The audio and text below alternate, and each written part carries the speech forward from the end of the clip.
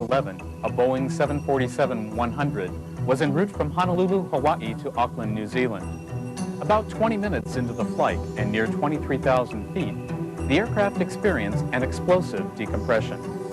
The forward right cargo door had opened suddenly, causing extensive damage to the fuselage and the cabin structure adjacent to the door. 9 of the 337 passengers were ejected from the airplane and lost at sea.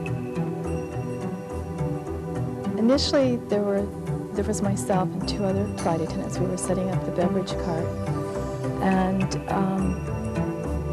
we suddenly heard a hiss. It sounded like a large pressure leak, and that was our first indication that something was wrong.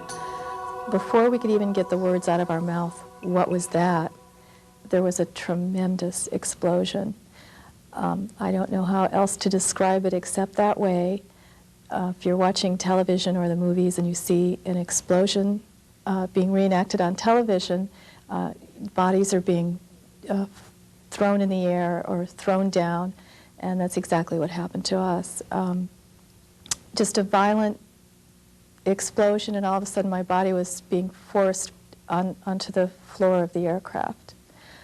Fortunately for me, when I was thrown down on the floor, I landed at the foot of the circular stairwells on the 747, and there are rungs on the stairwell, and I had grabbed the rungs and was holding on.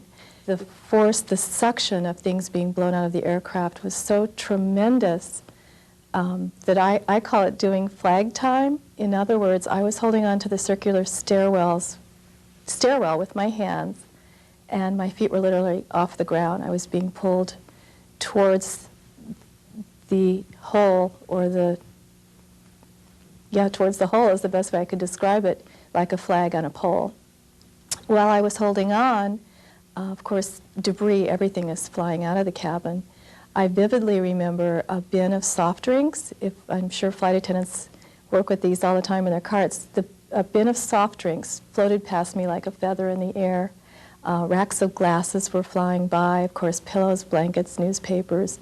So the force was absolutely incredible. In fact, the next day, when I looked at the palms of my hands, my palms had 2 huge bruises on them. I was holding on so tight that I had sustained bruises on my palm, which I'd never seen before.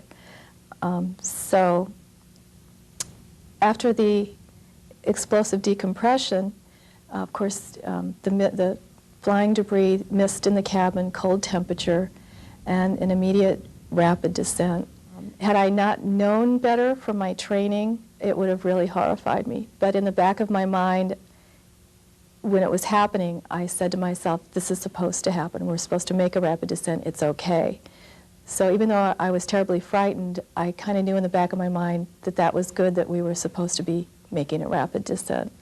I started hyperventilating because of lack of oxygen, and I kept thinking to myself, I had to stay conscious, because if I went unconscious, I would lose my grip and I would be gone. So I had to consciously think on my breathing, slow my breathing down, and I just kept hoping we'd get it at an altitude where I could breathe normally, which eventually we did.